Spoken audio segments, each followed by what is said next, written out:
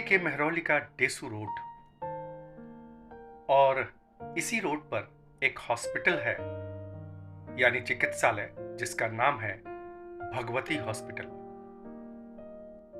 सुना है अच्छा हॉस्पिटल है, आइए इसमें प्रवेश करते हैं और जानने का प्रयास करते हैं कि इसमें पेशेंट्स के लिए क्या-क्या सुविधाएं उपलब्ध हैं।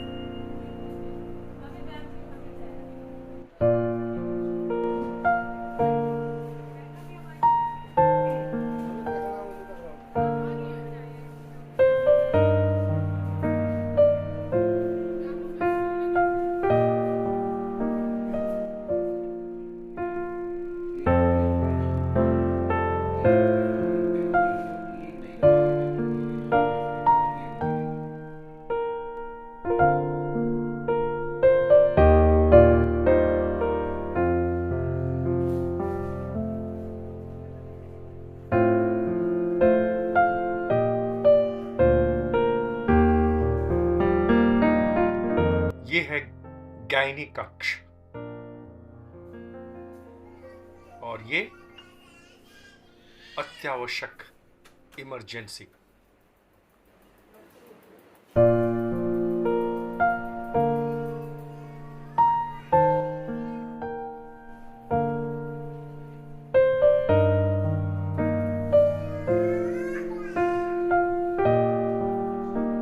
और ये है माइनर ओटी कक्ष, यहाँ छोटे मोटे ऑपरेशंस किए जाते हैं।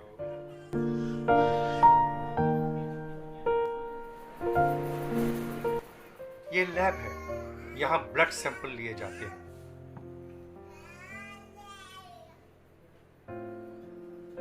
और ये डार्क रूम, यहाँ एक्सरे होता है।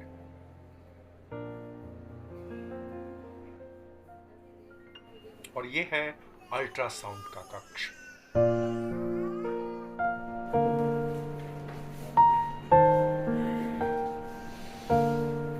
और ये जो हम सामने प्रवेश कर रहे हैं ये है जनरल वार्ड, साफ सुथरा और सुव्यवस्थित है ना।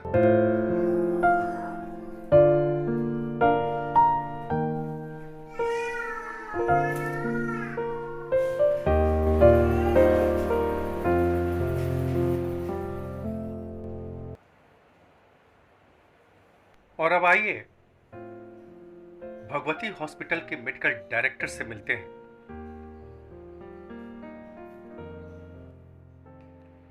और इस हॉस्पिटल के बारे में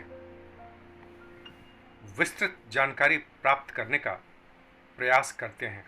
डॉक्टर अमित अग्रवाल,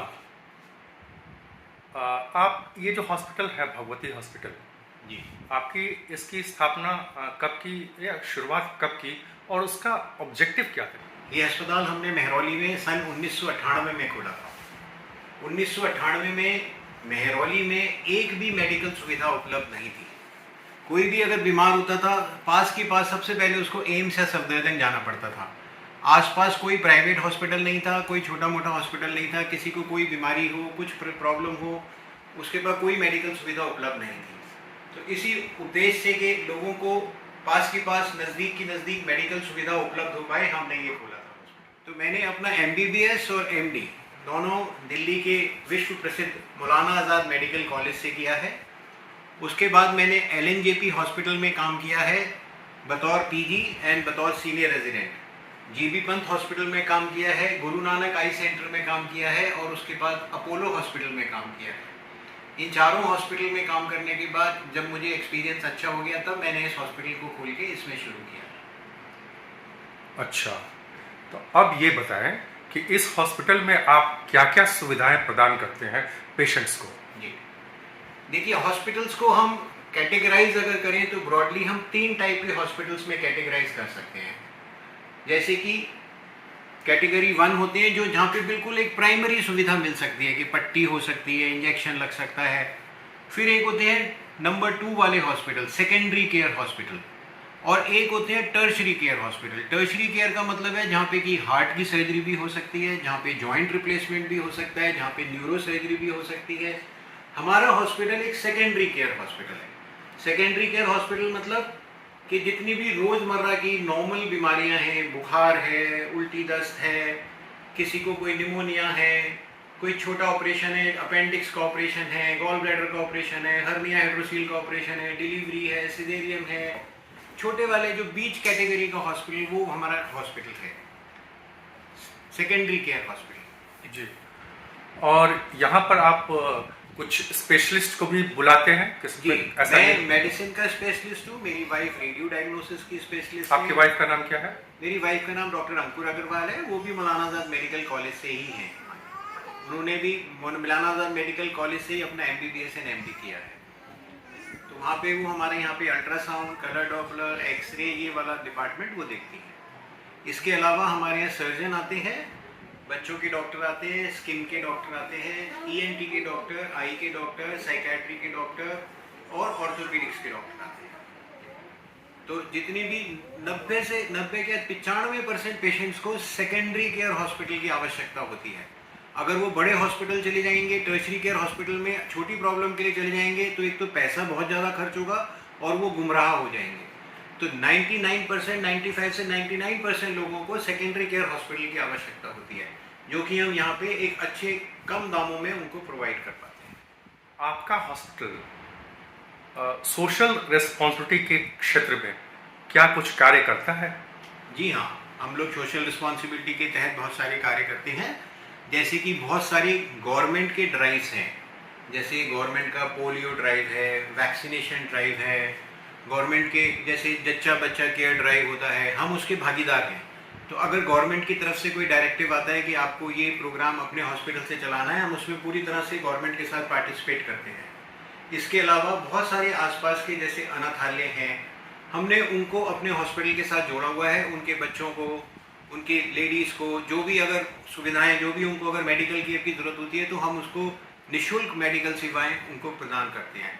इसके अलावा कोई भी अगर गरीब मरीज आता है, कोई भी अगर ऐसा पेशेंट आता है जो जेन्युइन पेशेंट है लेकिन वो पे नहीं कर पा रहा, तो हम कभी भी उसको मजबूर नहीं करते पेमेंट देने की, हम उसको फ्री ट्रीटमेंट दे करके भेज देते हैं।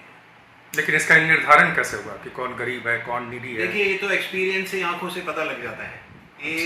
हाँ, ये तो समय के साथ ना आपको पता लग जाता है कौन जेन्युइन है और सच में किसके पास नहीं है पैसे, और कौन सिर्फ दिखावे के लिए कर रहा है, तो वो पता लग जाता है।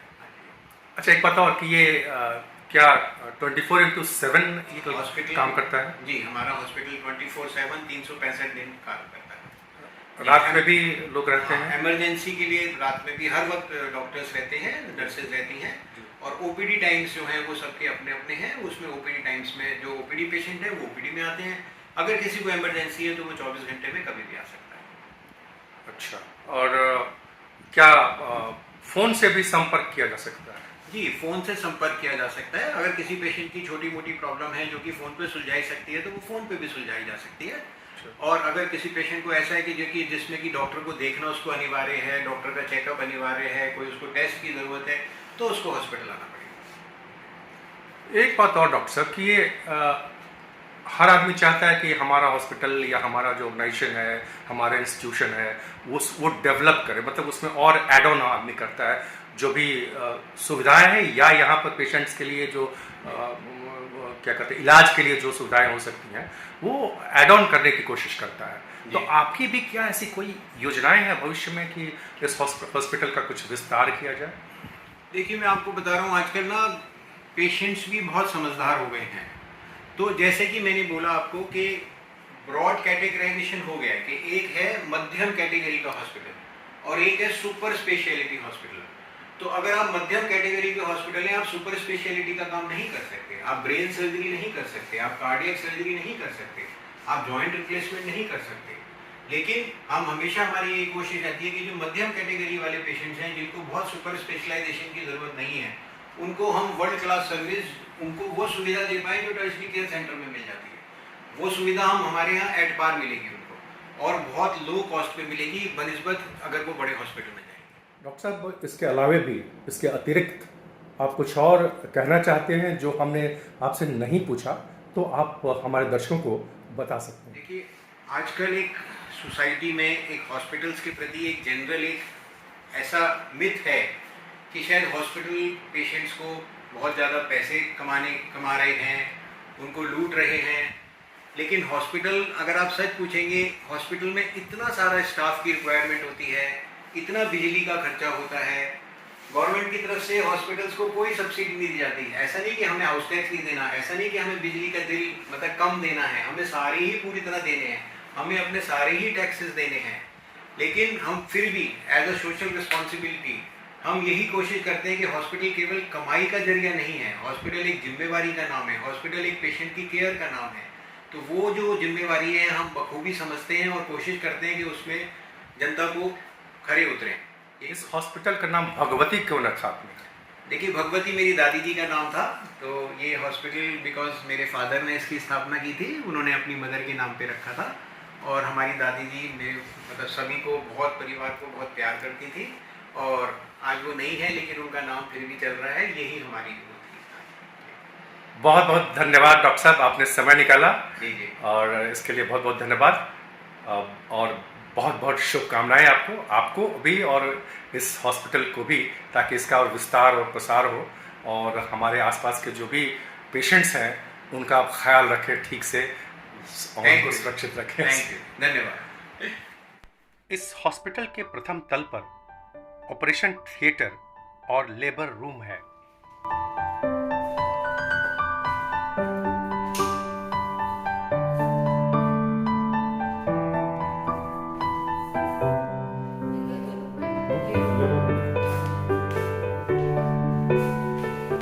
और इस हॉस्पिटल में एडमिट होने पर अगर आप अलग रूम चाहते हो जिसमें अटैच्ड लैट्रिन बाथरूम भी हो, तो ये भी उपलब्ध है। प्राइवेट वार्ड, जी हाँ, यहाँ प्राइवेट वार्ड उपलब्ध है, सभी सुविधाओं से संपन्न। यह हॉस्पिटल साफ सुथरा है और सुव्यवस्थित भी लग रहा है। तो अगर आप अस्वस्थ हैं और अपना इलाज करवाना चाहते हैं तो स्वयं आइए, स्वयं उपचार करवाइए और स्वयं अनुभव कीजिए और देखिए कि यह हॉस्पिटल कैसा है और यह हॉस्पिटल दूसरे हॉस्पिटल से कैसे भिन्न है।